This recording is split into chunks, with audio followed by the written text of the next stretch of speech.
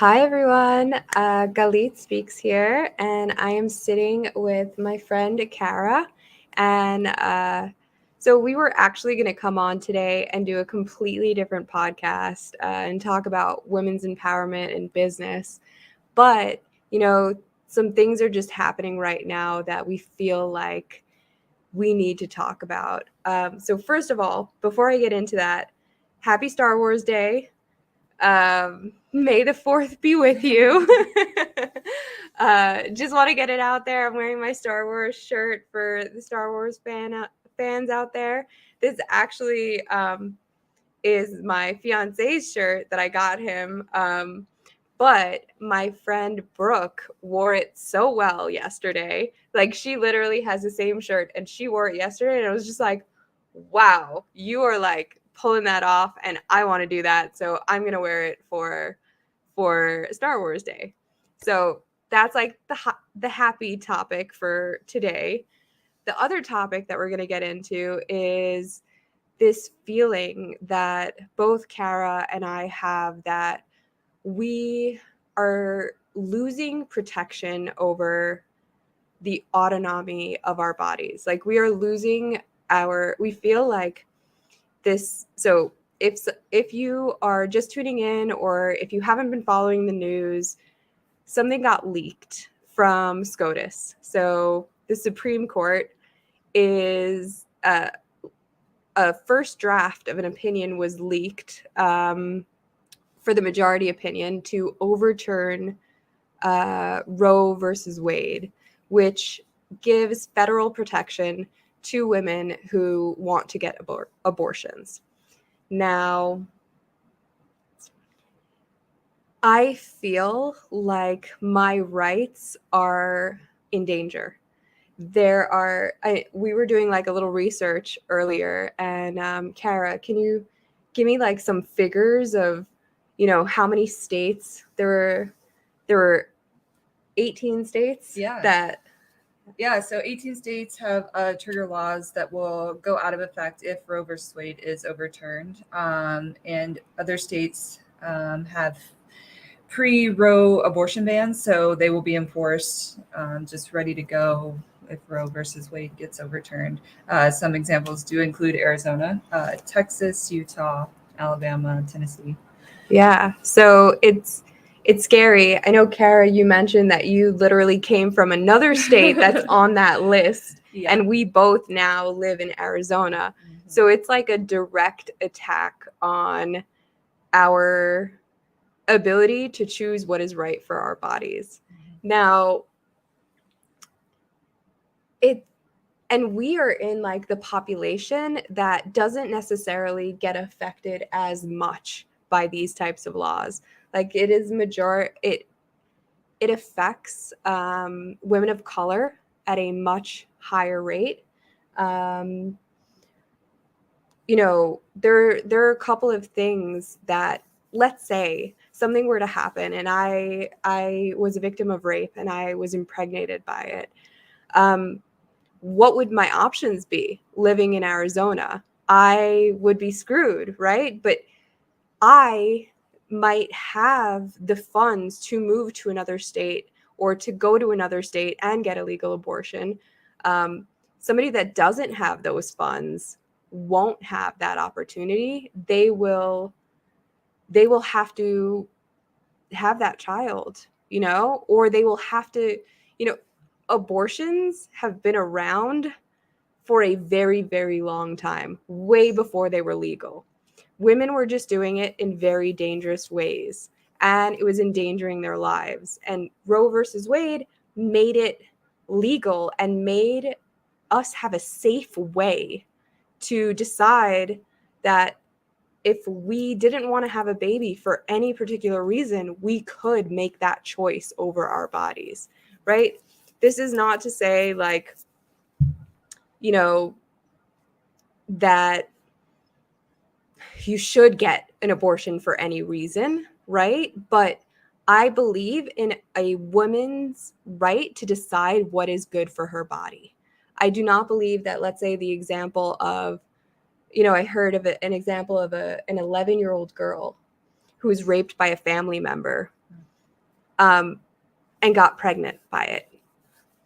Why would we do that to her? Why would we change the direction of her entire life for something that was no fault of her own and that would completely change the course of how she could live? Yeah. You know? And those are just the most easiest to decide examples. You've got the body rights autonomy. You can't even give any kind of law or anything that could regulate that would be correct in any way. Like you're talking about individual human choices that when you take those rights away because some man in some higher up power is deciding whether or not we have the right to keep a baby, whether we want it or not, regardless of situation. And that's where the women of color as well are even in higher danger, because not only are they fighting for multiple rights already, you've also got them in, sometimes lower income situations. They don't have health insurance. They have higher rates of death during regular birth in the first place. So you're determining whether or not a life should exist at 6 to 8 weeks, which is most of the time when most women find out they're pregnant and have to make that decision at that point. And they act like this is taken lightly. Like, well, who cares? It's not true at all. That is not a light decision in any way, shape, or form. I've been seeing a lot. It's funny that you should mention that, because I actually saw a podcast today by, something. I'm not even going to tell you the name of the podcast because I was like so disgusted with what they said. Like, they called women whores that want to have an abortion, and they say that we're just like doing it just for fun because it's cool to have an abortion. I am telling you, not one woman believes that it is fun or enjoyable or cool that they have to get an abortion. Like, no one is going through that. It is a huge strain mentally, emotionally. It is a huge decision that people do not take lightly. I don't think that there is any woman in the world that is taking that decision lightly when she gets pregnant, but it is her decision, and she should be allowed to make it, and she should be allowed to make whatever decision works for her. And you know what? The person that has to live with that's like another thing that I heard, like, all of the women that have abortions eventually regret it. Then that is something that woman has to live with, if she's going to regret it or not. It is not for anyone to decide, especially not, somebody, a lawmaker sitting somewhere completely separate from the situation. Absolutely. Should decide for me. I should have control over my own body. And like, there's another meme that has been like floating around of, if, like, kind of turning this on to like controlling a man's body, right? If we were to say that every man had to get a vasectomy until they were ready to have a baby, and then because vasectomies are reversible, and then when they're ready to have a baby, they can get it reversed, does that make people uncomfortable? I'm sure it does. And if that makes you uncomfortable, then that is exactly what you're doing to us. Yeah. Right? You are forcing us to put different things into our bodies in order to forcing us to have things in our bodies that we have no control over. Like, that would be the same as, or not exactly the same, but like, that's the same lack of control that men would feel if they were given forced vasectomies. But then it becomes a human right at that point, because men should be able to make that decision on their own, right? Just like then whenever the argument comes up that, oh, well, two people, have a choice here. And it's like, kind of, but, the man does not get the final say in whether or not a woman has to go through a pregnancy. And we're also talking about pregnancies that are viable. You're not even talking about an ectopic pregnancy or anything that's going to cause even more health problems and possibly death to that woman. Exactly. If they're not allowed to get that safe. Right. Abortion. And that's a huge issue as well. There are so many pregnancies that would endanger the life of a woman. So you are telling her that she cannot choose her life over the life of the baby, or she cannot choose her life over a baby that will not survive. Mhm. Right? Because there's there's preeclampsia where her and the baby will die if it's not aborted. Mhm. There is ectopic Ectopic pregnancies, yeah. ectopic Mhm. pregnancy where that is fatal, that can be fatal to a woman. There are cases where the baby has no heartbeat, right? It is not alive, but under this law she would not be able to have that aborted, right? The baby is a stillborn, right? The baby has no heartbeat and she can't get it out of her, and now it's just a foreign mass inside her, possibly causing an infection and endangering her life. And these are things that, like, as a woman I cannot even imagine, and I unfortunately I have to imagine right now not having that control to say, I'm choosing my life. I am choosing my life. I am choosing to make sure that I have a future. I am choosing to make sure that I have control over my body, because the moment I get pregnant, I have absolutely no control over what happens to me. Yeah. And it's all about just bigger systems than that as well. These governments are up here making these decisions over whether or not this woman can have this child, whether or not she should carry it to full term, what indicates life and at what point. And it's also, you're not, I've seen the meme, you're talking about memes and news thing. You're not pro-life if you're just looking at the fetus and a heartbeat and talking about as a life that you have to bring into this world, whenever we have so many other issues on top of that. If that woman does not want that child and they put it into the adoption system, messed up that system already is, and then you're just going to add even more issues to something that you're already not fixing, not putting money into, not funding, not taking care of appropriately. And then these kids end up in situations that should not even be happening. Yeah. How about we talk about fixing child health services, fixing group homes, fixing sex education. Like, let's talk about all of the things that are around abortion that are causing, that may factor into a decision about whether I'm going to have my baby or not. Because having my baby, I might, if I don't want it, or if a woman doesn't want it and she does give it up for adoption, who is taking that baby? Right now, we don't have good systems set up. There are so many kids in foster homes that are being mistreated, and you're almost saying, like, doom this child to possibly having a life that is really, really difficult and really, really, traumatic, or I have to take this on and it's traumatic and difficult for me, and I get no help. Yeah. Right? 100%. Because no that's financial help, no government help. Yeah, that's if you're lucky. Right. If you're lucky, you're going to get some kind of a system, but it's at poverty level. So the second you make a little bit more than poverty, you're basically dooming people into a life of poverty, because they cannot, the second that they get above the poverty level, they lose any assistance that they have. And so now they're under poverty level still, but not getting any assistance, right? Because now they have to pay for food and groceries and healthcare and childcare. And like me, Right. as a, if you have a job that offers healthcare or allows you leave to do those things. And then on top of that, how many jobs does a single person already have to work just to make rent in this? Exactly. Like, add a child on top of it, I can't imagine.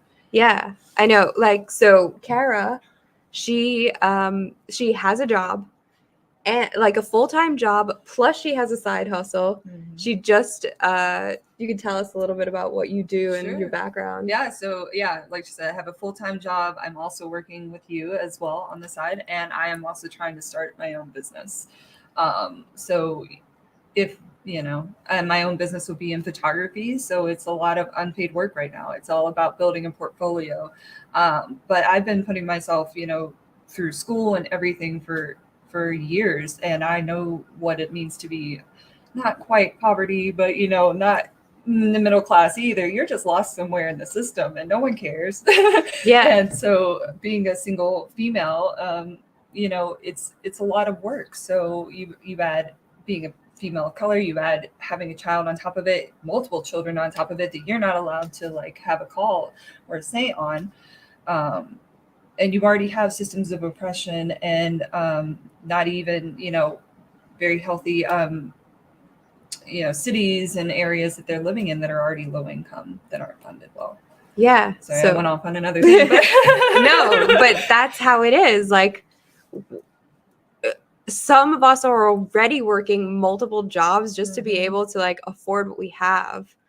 And to add the added strain of, there are cases where that the child is going to be disabled, that the child is not going to be functional, is not really going to be viable. It'll live outside of the womb maybe for a month if they're lucky. And we're talking that in all of those cases, I still have to have it. Yep. You still have to do it. And the biggest thing for me is that now, women, so yes, we have a lot of the vote, right? We can vote into office officials that side with what we want. But the truth is that right now we're blindsided. Whoever's in office is in office. And so it's going to take effect whether we have the time to combat it or not. And we do not have the time to combat it. Right. We can't, everybody's saying like, it's according to your state, you elected these officials. Well, you know what? It was also a federal protection, and it wasn't something I saw being taken away from me anytime soon, except for maybe in Texas. Yeah. But like, I definitely didn't see that this being a possibility for me. I didn't see myself, having to go and elect an official based on, Roe versus Wade being overturned. This was like a given for me that I had this federal protection, and now I don't. And the number of years that it's going to take, for us to get different officials in and change that Right. is immense. Yeah, because even if you get someone new in there, it's like, we just experienced this all with the presidency, right? Like I didn't vote for who was last president, and I know that our next choice wasn't the best, but whenever you think about it and you hear about these things, there are things that have been, in the works from a previous president or a previous president. So even if we are able to elect certain people out of office, there's still things that are going to go through, and it's all depending on if that person's still in office whenever that comes through, and getting caught up on those systems that are so far behind already. But the thing that drives me the most crazy is that we have stopped in any way looking at people as human beings. We do it with trans rights, we do it with women's rights, we do it with everything. We look at them as a piece of paper. We don't look at the full system. We don't look at what situations we're putting them in, what harm we're causing them, and we fail to look at them as an individual. And support them in a healthy way as a community, instead of just being like, well, this is what is showing on paper, so sorry for you. Yeah. I think we have to like, this is one of the reasons that we were coming on here to talk about it. Like, give it a face. Give it, I don't really look like the girl next door, but unless you're my neighbor. But like, I'm still a human. I am a woman. I am a United States citizen. I am someone who will be affected by this. Whether or not I decide to have an abortion in the future or have to deal with this at some point, it's still affecting me right now. The feeling that I am losing control over my body, that I'm losing control over my destiny, that I'm losing control over my future, that someone else gets to make a decision for me about what I can do with my body. That's really what it comes down for me. Yeah, absolutely. And like I said, and then taking away the individualism of it. And like, so if I go to a doctor and I'm having this issue, it's all because of the state's law. I don't matter anymore. And if you, like I said, are lost in between in the system, or you're below poverty line, you're definitely not a person to them. Yeah. And it's just all about, I wish, that it wasn't about money, but in the end, like if you don't have the insurance, you don't have the money, you're not getting the help you need in the first place. So you're definitely not getting it in a special situation like that, unless we have systems like Planned Parenthood and things in,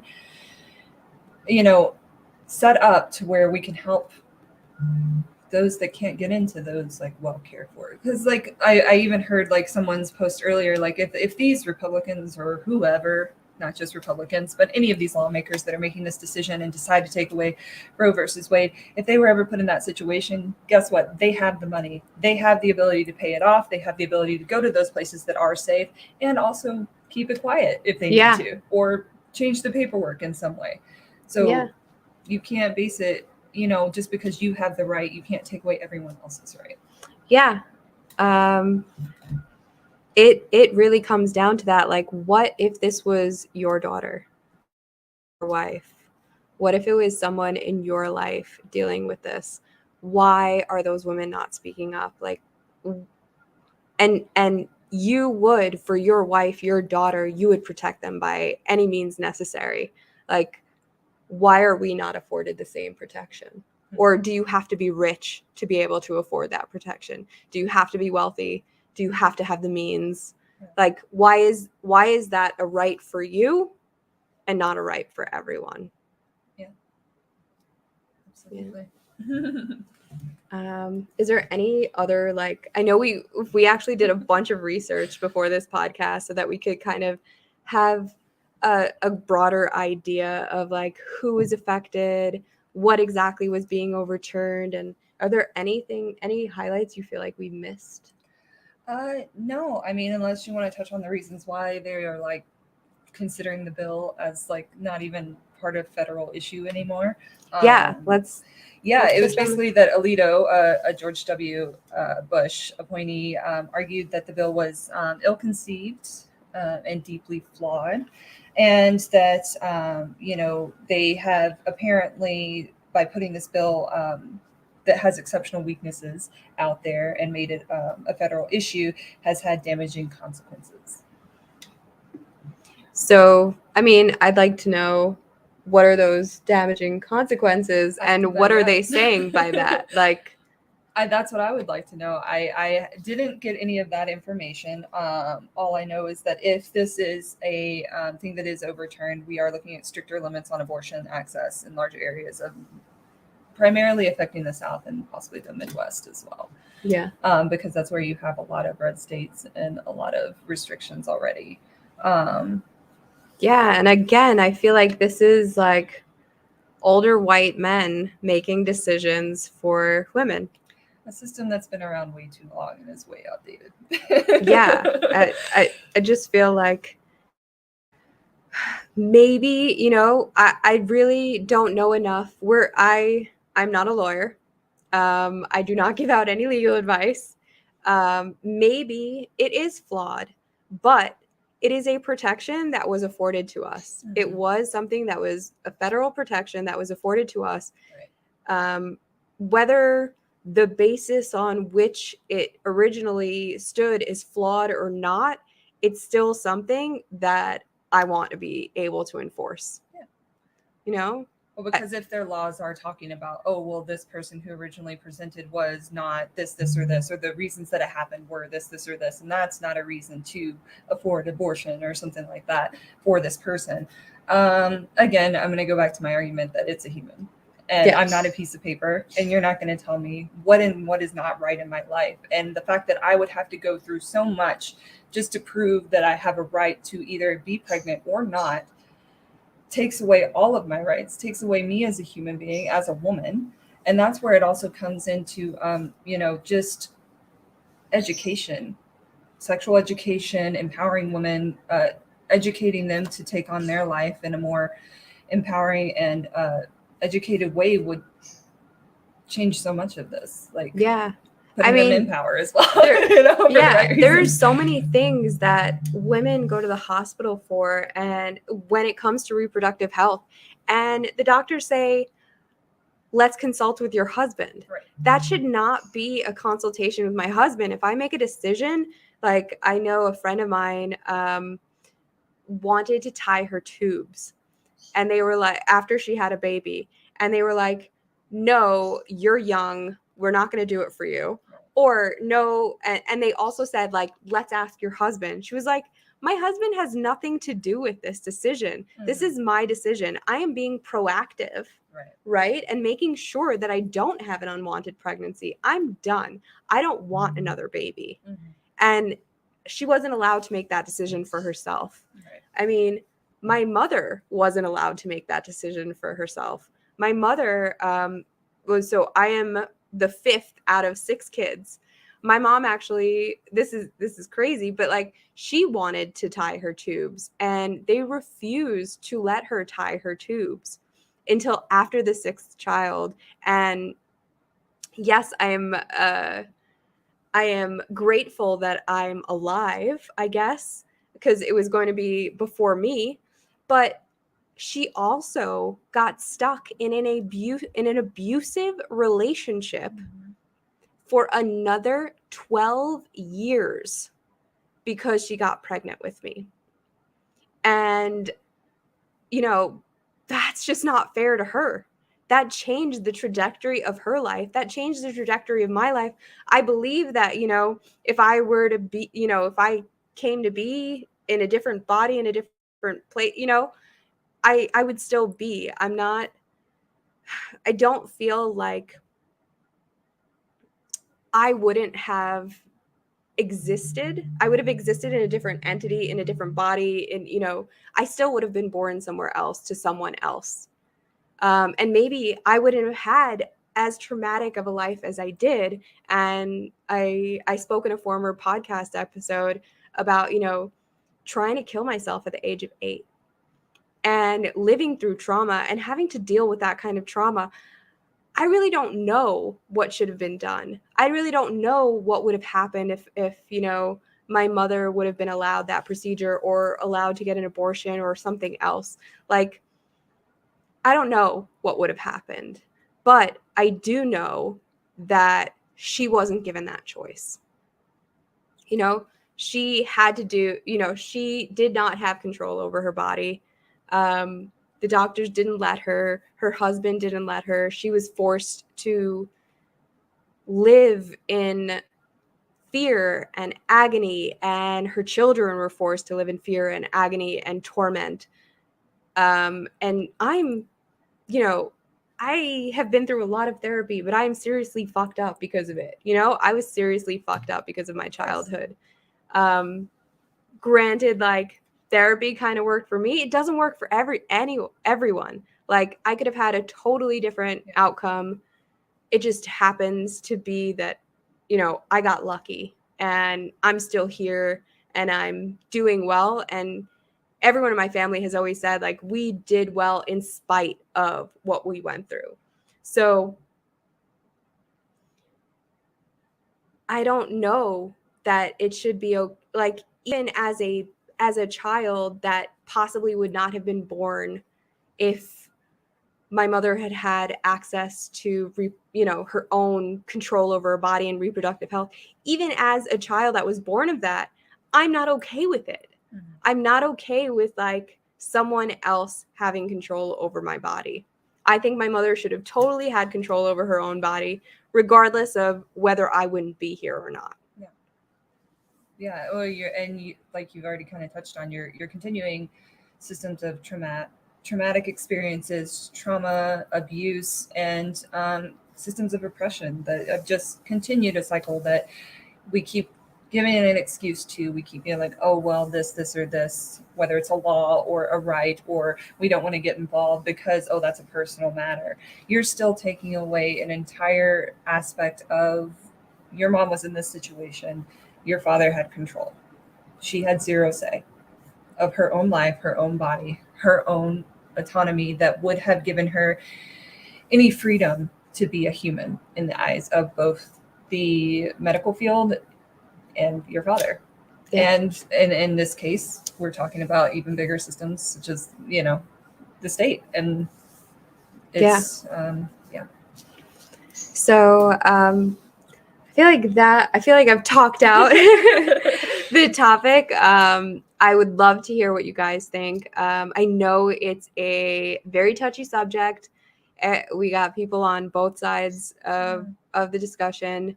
I mean, I'm always open to hearing arguments, into debating. If you want to put some comments on it, tell me your stories. Tell me what's happening in your life. Share this with friends. You can reach out to me at Galit Speaks on Instagram, on Facebook, um, on YouTube, where this is streaming live. And Kara. So my Instagram handle for my regular account is at Weird World Wonder.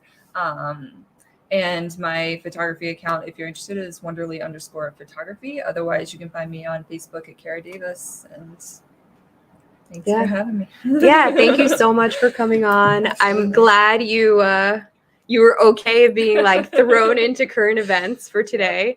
It just felt like we're women. One of my tenets is women's rights, and that's one of the things that I want to promote and talk about. And it just felt like this was something that needed to be said today. Absolutely. So I'm glad that you were able to like shift gears and just like go in for it.